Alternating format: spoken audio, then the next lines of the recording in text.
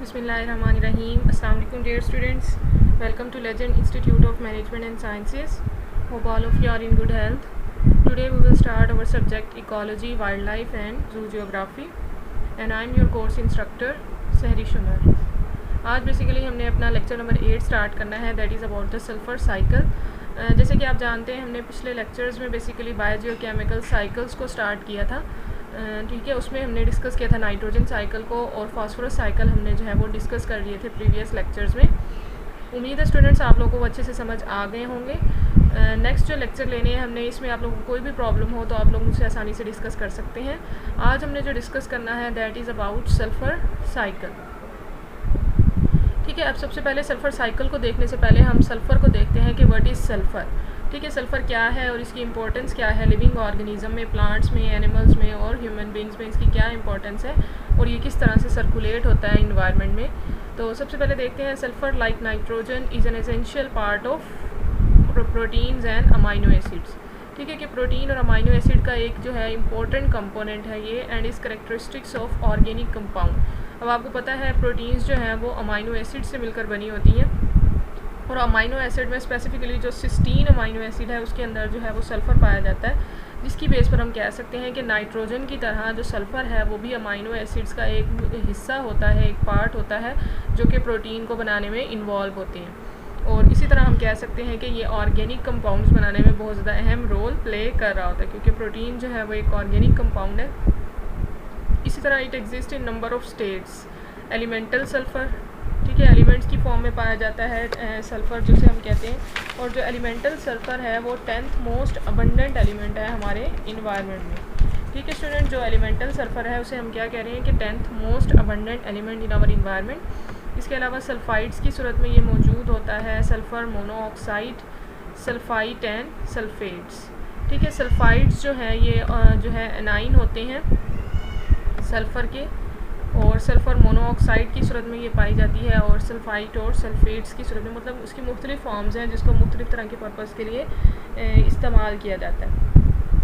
ठीक है, इसके अलावा of these are important in nature के इन कंपाउंड में से कौन कौन से इंपॉर्टेंट है हमारे लिए. एक है एलिमेंटल सल्फ़र, सल्फ़ाइड्स एंड सल्फ़ेट्स.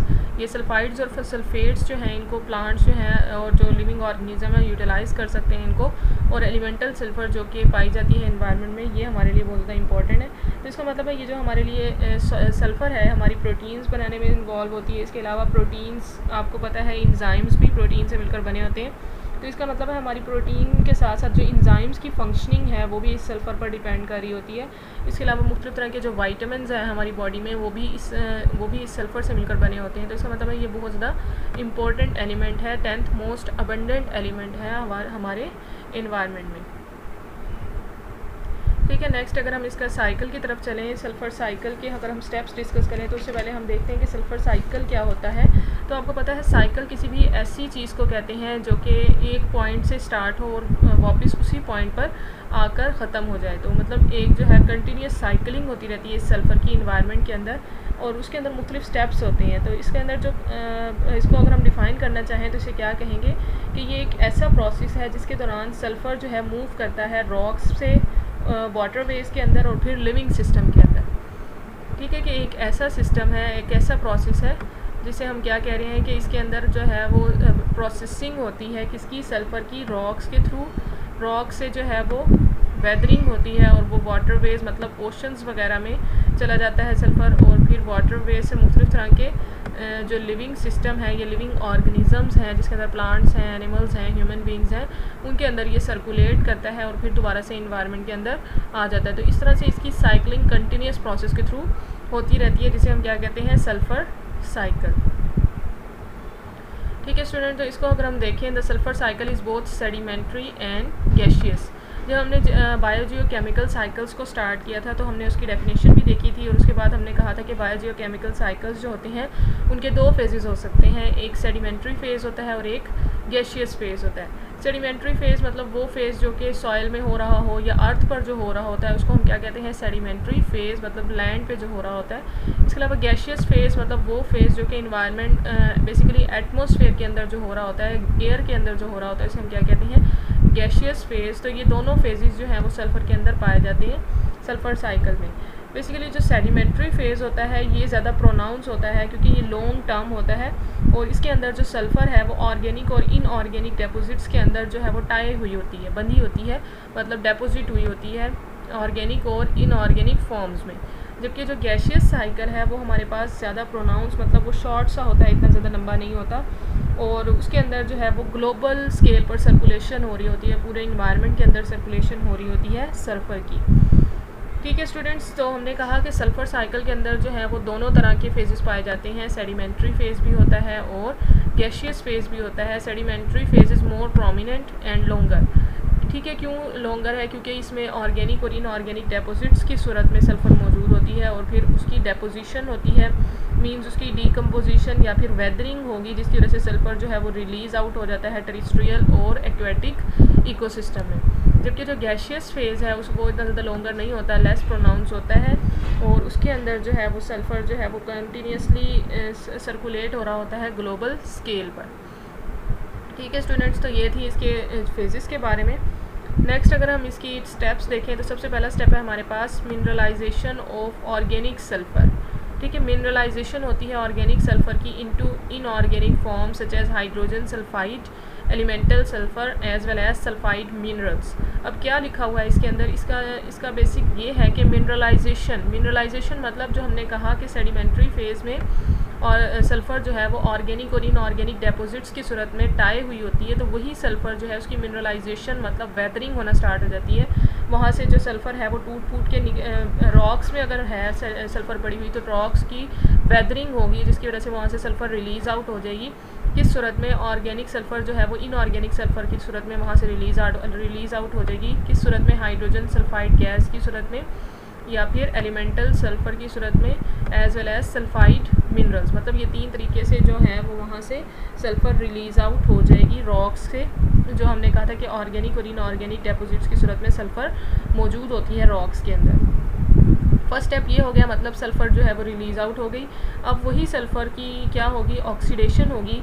ऑक्सीडेशन किसे कहते हैं कि ऐसा प्रोसेस है जिसके अंदर जो है वो हम इलेक्ट्रॉन्स जो है वो इलेक्ट्रॉन्स लूज़ आउट होते हैं किसी एलिमेंट से, तो उसे हम क्या कहते हैं? ऑक्सीडेशन। तो इसमें बेसिकली ऑक्सीडेशन होगी हाइड्रोजन सल्फाइड की and elemental sulphur to sulphates. ठीक है, कि हमने कहा था कि हाइड्रोजन सल्फाइड बनते हैं और सल्फाइड मिनरल्स या फिर सल्फ़र बनता है। इनकी जो है ऑक्सीडेशन के बाद क्या हो जाएगी कि ये जो है वो सल्फेट्स में तब्दील हो जाएंगे और ये सल्फेट्स ऐसे कंपाउंड है जिसको प्लांट्स जो है आसानी से यूटिलाइज़ कर सकते हैं।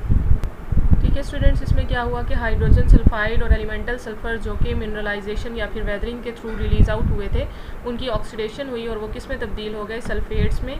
सल्फेट्स हमारे पास एक ऐसा कंपाउंड है सल्फ़र का जिसको प्लांट्स जो है वो आसानी से यूटिलाइज़ कर सकते हैं, जबकि एलिमेंटल सल्फ़र को वो आसानी से यूटिलाइज़ नहीं कर सकते। इसको हम इस तरह से SO4 -2 इसकी जो है वो स्टेट होती है ऑक्सीडेशन। इसको इस तरह से हम जो है वो डिनोट करते हैं सल्फेट्स को।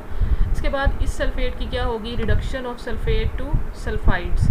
अब इस जो है वो सल्फेट की रिडक्शन मतलब ये क्या करेगा? गेन करेगा इलेक्ट्रॉन्स को, एक्सेप्ट करेगा इलेक्ट्रॉन्स को और किस में बदल जाएगा?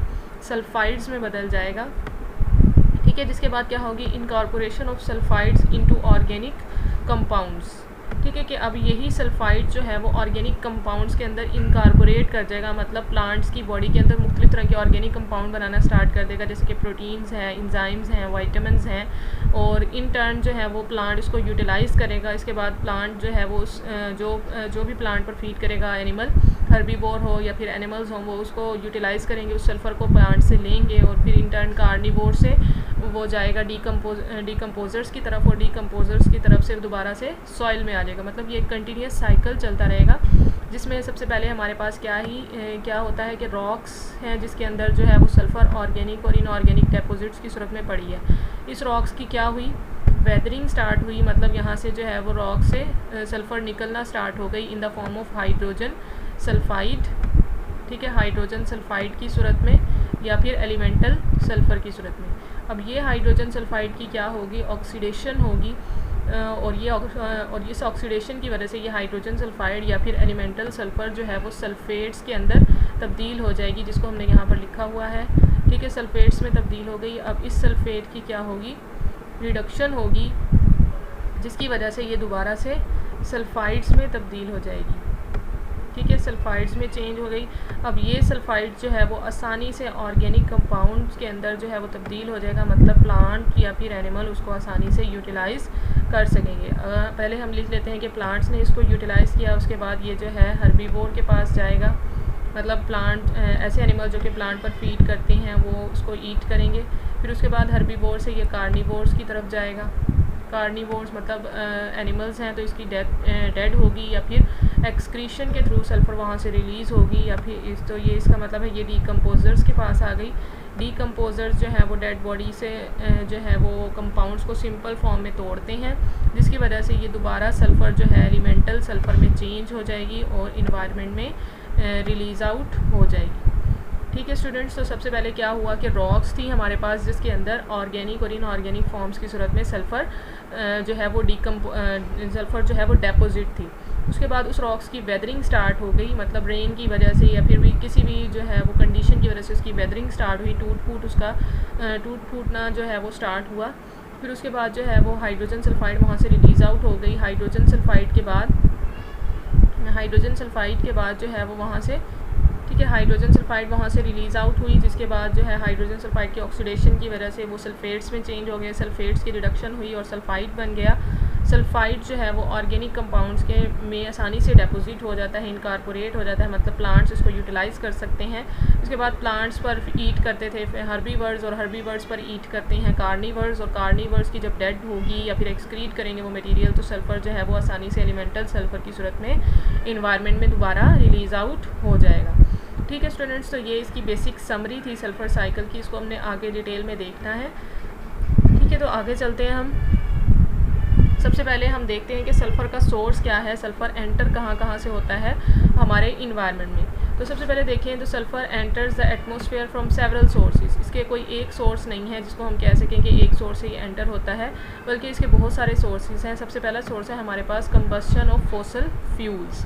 ठीक है, कि फॉसिल फ्यूल्स जिसमें हमारे पास जो है वो नेचुरल गैस आ जाती है, कोल आ जाता है, ऑयल्स वगैरह आ जाते हैं। तो इसकी जब कंबस्शन होती है, जब हम फॉसिल फ्यूल्स को जलाते हैं तो वहाँ से बहुत सारी गैसेस जो हैं वो रिलीज़ आउट होती हैं इनऑर्गेनिक फॉर्म्स में। तो उसके अंदर जो है वो सल्फ़र भी होती है या फिर हाइड्रोजन सल्फाइड्स भी होते हैं। इसके अलावा वोल्केनिक एरप्शन, ठीक है, सेकेंड सोर्स है हमारे पास वोल्केनिक एरप्शन।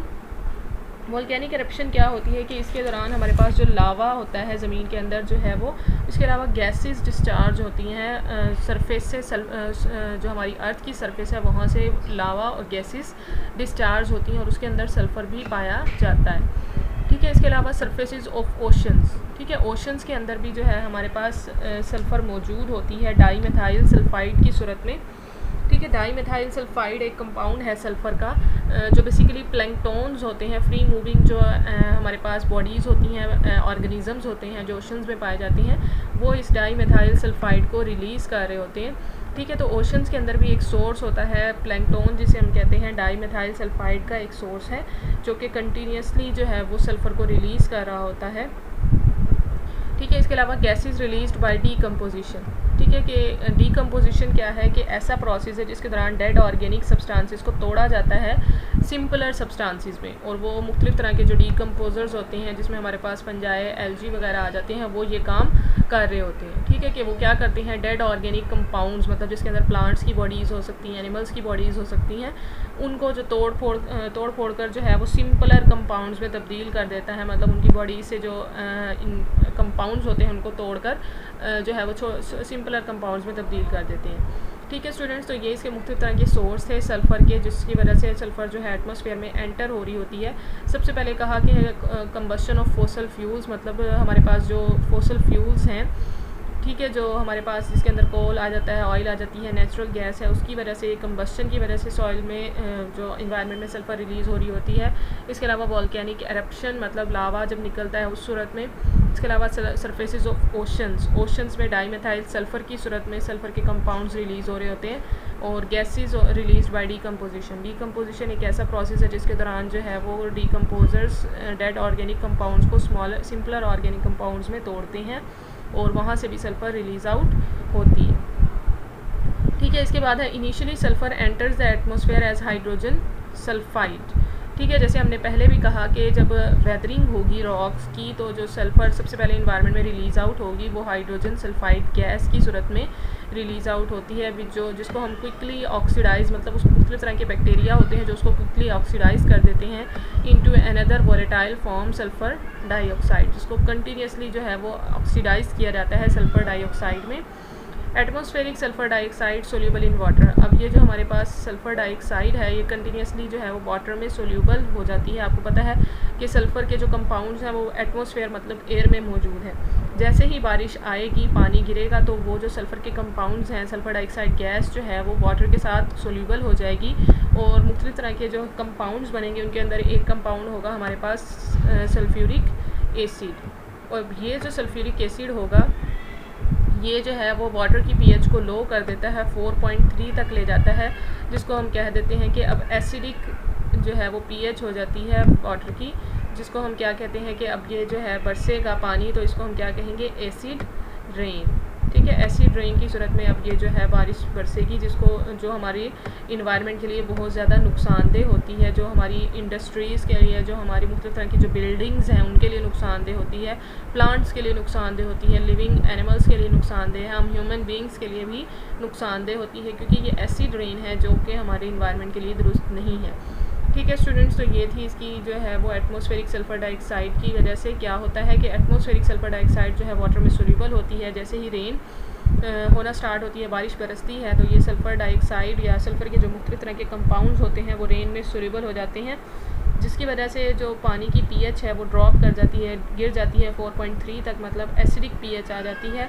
और जब ये बारिश बरसेगी, जहाँ पर ये गिरेगी उसको जो है वो एसिड रेन जिसको हम कहते हैं एसिड रेन होगी, और वो जो है हमारी इंडस्ट्रीज़ के लिए, हमारी बिल्डिंग्स के लिए, हम human beings, animals, living organism जितने भी हैं उन सब के लिए ये नुकसानदेह होती है।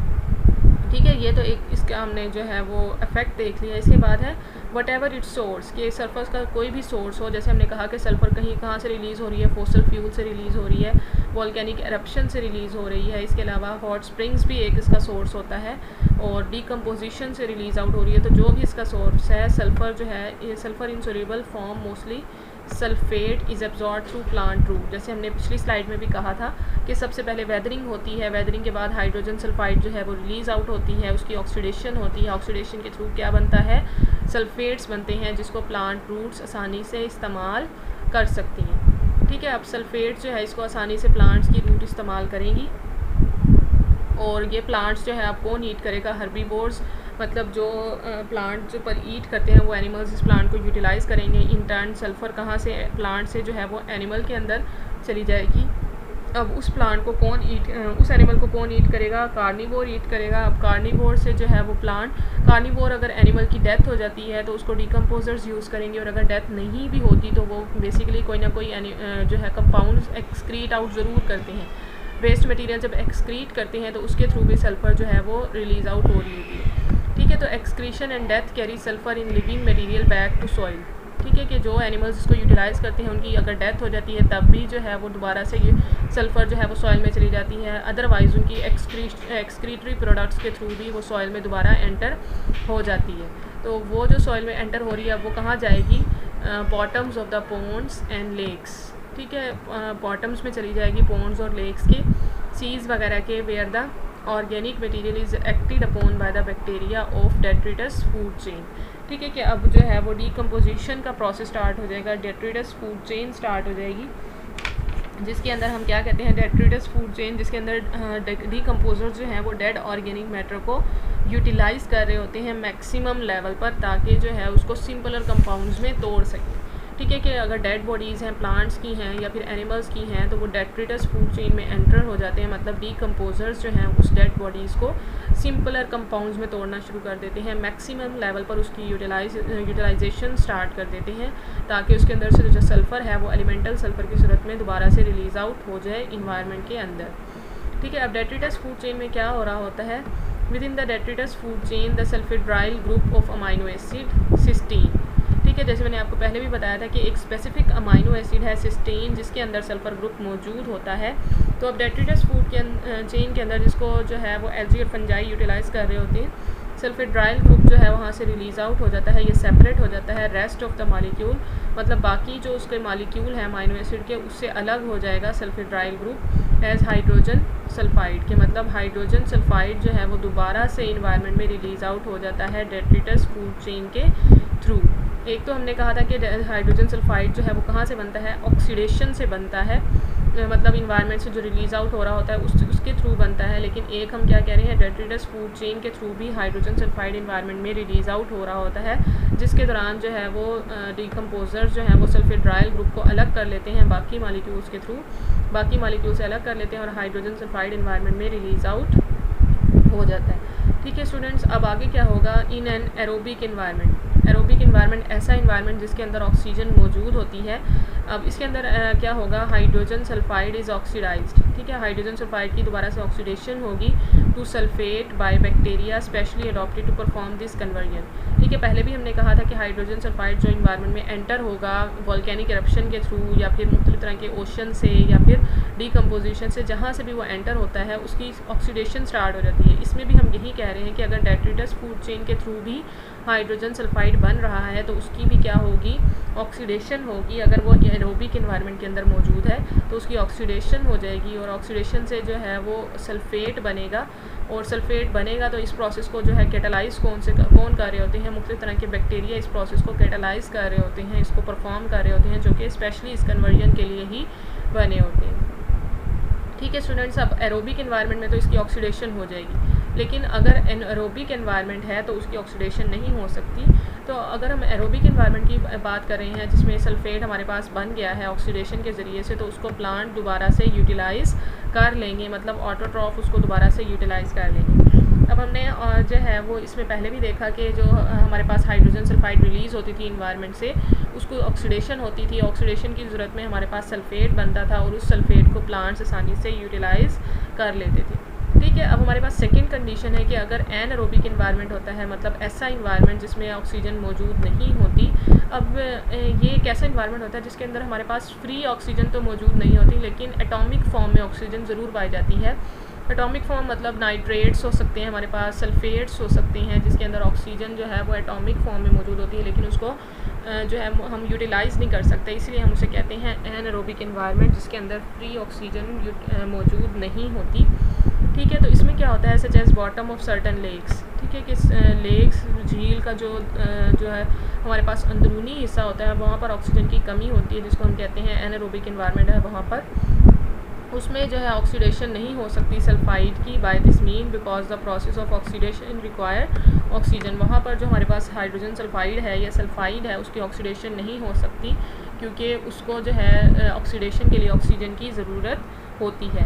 ठीक है, तो अब यहाँ पर क्या होगा, यहाँ पर अगर इंफ्रारेड रेडिएशंस मौजूद हैं तो यहाँ पर फोटोसिंथेटिक बैक्टीरिया, मुख्तलिफ तरह के फोटोसिंथेटिक बैक्टीरिया जिसके अंदर साइनोबैक्टीरिया आ जाते हैं, ब्लू ग्रीन एल्गी है हमारे पास। इसके अलावा हमारे पास मुख्तलिफ तरह के ऐसे बैक्टीरिया होते हैं जो कि फोटोसेंसिस कर रहे होते हैं अपने कार्बोहाइड्रेट बनाने के लिए। ठीक है, वो क्या करेंगे, इस सल्फाइड को यूज़ कर लेंगे या फिर हाइड्रोजन सल्फाइड को यूज़ कर लेंगे, क्या बनाने के लिए, कार्बोहाइड्रेट्स बनाने के लिए, an oxidise sulphide either to elemental sulphur और टू सल्फेट। ठीक है, कि ये ऐसा प्रोसेस होता है जिसके अंदर फोटोसेंसिस तो हो रही होती है, मतलब जो बैक्टीरिया हैं वो सनलाइट को भी यूज़ कर रहे होते हैं, लेकिन उनके अंदर वाटर इस्तेमाल नहीं हो रहा होता है। वाटर की जगह वो क्या इस्तेमाल करते हैं, hydrogen sulphide as an electron donor. ठीक है, कि हम जो नॉर्मल फोटोसेंसिस का प्रोसेस देखते हैं प्लांट्स के अंदर, प्लांट्स में जो है वो फोटोसेंसिस हो रही होती है जिसके अंदर हमारे पास यूटिलाइज होती है सनलाइट और वाटर। ठीक है, कि वाटर उसके अंदर इस्तेमाल हो रहा होता है इलेक्ट्रॉन डोनर के तौर पर, लेकिन जो फोटोसिंथेटिक बैक्टीरिया हैं उनके अंदर ये एक डिफरेंस आता है कि वो वाटर को यूटिलाइज़ नहीं करते बल्कि हाइड्रोजन सल्फाइड को यूज़ करते हैं एज एन इलेक्ट्रॉन डोनर, जिसके नतीजे में उसके पास कार्बोहाइड्रेट्स तो बनते ही हैं, कार्बोहाइड्रेट्स उनके पास आ जाते हैं और इसके साथ साथ सल्फ़र भी रिलीज़ आउट होती है, जिसको आप क्या कहते हैं कि एलिमेंटल सल्फ़र दोबारा से इन्वायरमेंट में रिलीज़ आउट हो जाती है, जिसको हमने इस्तेमाल करना था, मतलब दोबारा से रिसाइकलिंग हो जाती है इन्वायरमेंट में सल्फ़र की। ठीक है स्टूडेंट्स, तो इसको दोबारा से एक समराइज़ कर लेते हैं इस टॉपिक को। हमने कहा कि हमारे पास जो सल्फ़र है उसका मुख्तलिफ तरह के सोर्सेज हैं इन्वायरमेंट में एंटर होने के। एक तो है हमारे पास वॉल्केनिक एरप्शन, फिर हमारे पास ओशंस में जो डाईमिथाइल सल्फ़र है उसकी सूरत में भी ये रिलीज़ आउट हो रहा होता है। इसके अलावा फॉसिल फ्यूल्स हैं और डीकम्पोजिशन के थ्रू जो गैसेस रिलीज़ आउट हो रही होती हैं उसके थ्रू भी ये सल्फ़र हमारी इन्वायरमेंट में कंटिन्यूसली एंटर हो रहा होता है। ठीक है, अब ये जो सल्फ़र हमारी इन्वायरमेंट में एंटर हो रहा होता है, एटमॉस्फेयर में आ रहा होता है, ये हाइड्रोजन सल्फाइड की सूरत में आता है। ठीक है, हाइड्रोजन सल्फाइड की सूरत में इस हाइड्रोजन सल्फाइड की जो है वो ऑक्सीडेशन होती है और ये सल्फ़र डाइऑक्साइड में तब्दील हो जाता है। ठीक है, अब ये सल्फ़र डाइऑक्साइड जो है इसको जो है प्लांट की दोबारा ये सल्फ़र डाइऑक्साइड अगर इसकी रेन होती है तो ये सोल्यूबल होता है वाटर में, अगर रेन होती है तो ये किस में बदल जाता है, सल्फ्यूरिक एसिड में। ठीक है, और वो सल्फ्यूरिक एसिड जो है वो एसिड रेन की सूरत में बरसता है पानी H2SO4 हमारे पास एसिड रेन जो कि वाटर की पीएच को 4.3 तक जो है ले जाता है, एसिडिक पीएच जिसे हम कहते हैं, जिसकी वजह से वो जो एसिड रेन बरसेगी जहाँ जहाँ पर गिरेगी उसको नुकसान पहुँचाएगी। अगर वो हमारे पास जो हैं वो मोनोमेंट्स हैं, इंडस्ट्रीज़ हैं, हमारे पास मुख्तलिफ तरह की बिल्डिंग्स हैं, लिविंग ऑर्गेनिज्म है, उन सबको जो है वो नुकसान पहुँचाएगी क्योंकि उसकी पीएच जो है वो बहुत कम हो गई है, 4.3 तक एसिडिक पीएच तक वो पहुँच चुका है। ठीक है, अब क्या होगा कि ये सल्फाइड्स जो हैं, ये हाइड्रोजन सल्फाइड है, इसकी अगर जो है बारिश नहीं होती तो इसकी दोबारा से ऑक्सीडेशन होगी और ये सल्फेट्स में तब्दील हो जाएगा। ठीक है, सल्फेट्स में तब्दील हो जाएगा जिसको प्लांट्स जो हैं वो आसानी से यूटिलाइज़ कर सकेंगे। अब वो प्लांट में यूटिलाइज़ कर सकेंगे, प्लांट्स के अंदर मुख्तलिफ तरह के जो ऑर्गेनिक कंपाउंड्स हैं वो इसको यूटिलाइज़ करेंगे। ठीक है, अब प्लांट्स ने यूटिलाइज़ कर लिया, प्लांट से ये कहाँ पर जाएगा, एनिमल्स में। अब एनिमल्स की अगर डेथ होती है या फिर वो एक्सक्रीट करते हैं तो उसके थ्रू भी जो है वो हमारे पास हाइड्रोजन सल्फाइड दोबारा से इन्वायरमेंट में एंटर हो जाएगा डेट्रिटस फूड चेन के थ्रू, जिसमें हमने कहा कि जो हमारे पास डीकम्पोजर्स हैं वो सिस्टीन जो अमाइनो एसिड्स है उसमें से सल्फेड्राइल ग्रुप को अलग कर लेते हैं, बाकी मॉलिक्यूल को अलग कर लेते हैं और हमारे पास हाइड्रोजन सल्फाइड दोबारा से इन्वायरमेंट में आ जाता है। इस हाइड्रोजन सल्फाइड को अगर जो है वो एरोबिक इन्वायरमेंट मिल जाता है तो इसकी ऑक्सीडेशन हो जाती है और दोबारा से सल्फेट्स हमारे पास बन जाते हैं, जिसको दोबारा से हमारे पास जो प्लांट्स हैं वो रीयूटिलाइज़ कर लेते हैं। लेकिन अगर यही हाइड्रोजन सल्फाइड जो है वो एनएरोबिक इन्वायरमेंट में पाया जा रहा है तो इसकी ऑक्सीडेशन नहीं हो सकती, क्योंकि आपको पता है ऑक्सीडेशन के लिए ऑक्सीजन की ज़रूरत पड़ती है, एनएरोबिक इन्वायरमेंट में ऑक्सीजन एब्सेंट होता है। ठीक है, अब अगर एनएरोबिक इन्वायरमेंट में इसकी ऑक्सीडेशन नहीं हो रही, और एनएरोबिक इन्वायरमेंट बेसिकली कहाँ पर होता है, बॉटम ऑफ द लेक्स वगैरह में, मतलब गहराई में पाया जाता है, तो वहाँ पर जो है फोटोसिंथेटिक बैक्टीरिया मौजूद होते हैं। वो क्या करते हैं, इस हाइड्रोजन सल्फाइड को इलेक्ट्रॉन डोनर के तौर पर यूज़ करते हैं और अपनी फोटोसिंथेटिक एक्टिविटी में इसको आसानी से यूटिलाइज़ कर लेते हैं और इन टर्न इसको अपने पर्पज़ के लिए यूज़ तो करते हैं, लेकिन इसको एज अ रिज़ल्ट सल्फ़र जो हमारे पास एलिमेंटल सल्फ़र की सूरत में दोबारा से इन्वायरमेंट में रिलीज़ आउट भी कर देते हैं, जिसको हम कहते हैं कि दोबारा से जो है वो इन्वायरमेंट में सल्फ़र एंटर हो गई है और ये साइकिल हमारी जो है वो प्रोसेसिंग में चलता रहता है, जिसको हम क्या कहते हैं, हमारे पास जो है वो सल्फ़र साइकिल हो रहा होता है मुख्तलिफ तरह की एक्टिविटीज़ के थ्रू। ठीक है स्टूडेंट्स, तो उम्मीद करती हूँ आपको ये अच्छे से समझ आ गया होगा। अब हम इसको जो है वो डायग्राम के थ्रू समझ लेते हैं। ठीक है, तो यहाँ पर आपको सेडिमेंट्री साइकिल नज़र आ रहा है और हाइड्रोलॉजिकल साइकिल नज़र आ रहा है। ये ओशन है, ओशन में मैंने आपको कहा था कि मुख्तलिफ तरह के जो प्लैंकटॉन्स होते हैं वो डाईमिथाइल सल्फ़र की सूरत में जो है वो सल्फ़र को रिलीज़ आउट कर रहे होते हैं, जो कि एक प्रोसेसिंग के थ्रू साइकिल के थ्रू चल रहा होता है।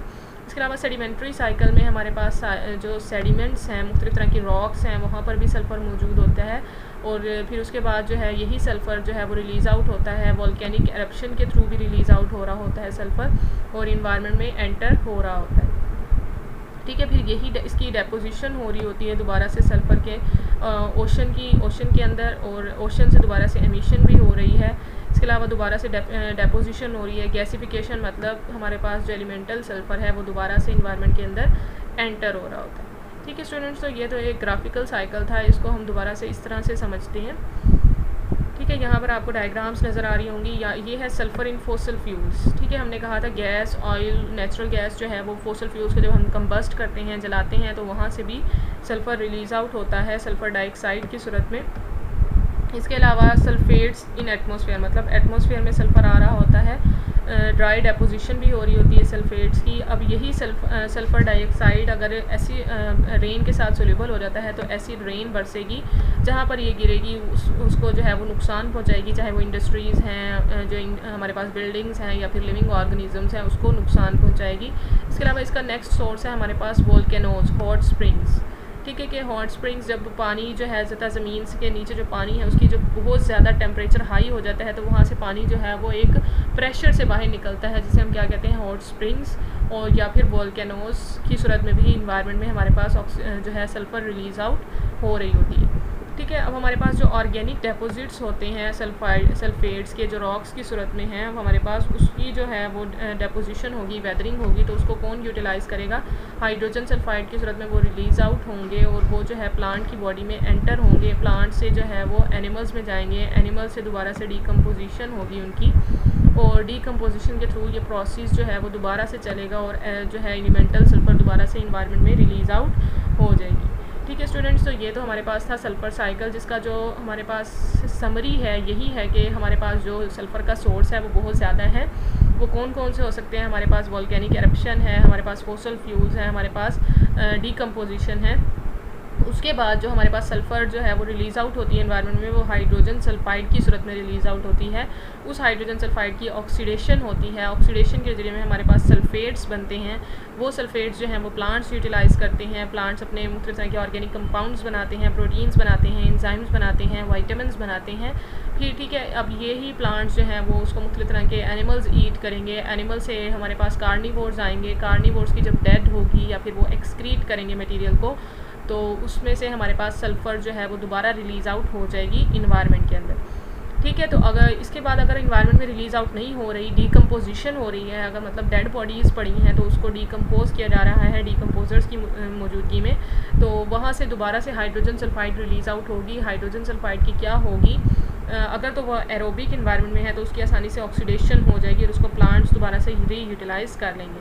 लेकिन अगर वो एनएरोबिक इन्वायरमेंट में है तो उसकी ऑक्सीडेशन नहीं हो सकती, जिसके नतीजे में उसको कौन यूटिलाइज़ कर लेगा? उसको फोटोसिंथेटिक बैक्टीरिया यूटिलाइज़ कर लेंगे। और फोटोसिंथेटिक बैक्टीरिया क्या करेंगे? उस हाइड्रोजन सल्फाइड को इलेक्ट्रॉन डोनर के तौर पर इस्तेमाल करेंगे और इसके नतीजे में एलिमेंटल सल्फ़र जो है वो दोबारा इन्वायरमेंट में रिलीज़ आउट हो जाएगी। ठीक है स्टूडेंट्स, तो ये इसका जो है वो एक साइकिल था, एक समराइज साइकिल था। उम्मीद करती हूँ आपको अच्छे से समझ आ गया होगा। कोई भी प्रॉब्लम हो तो आप मुझसे डिस्कस कर सकते हैं। Thank you so much. अल्लाह हाफिज़।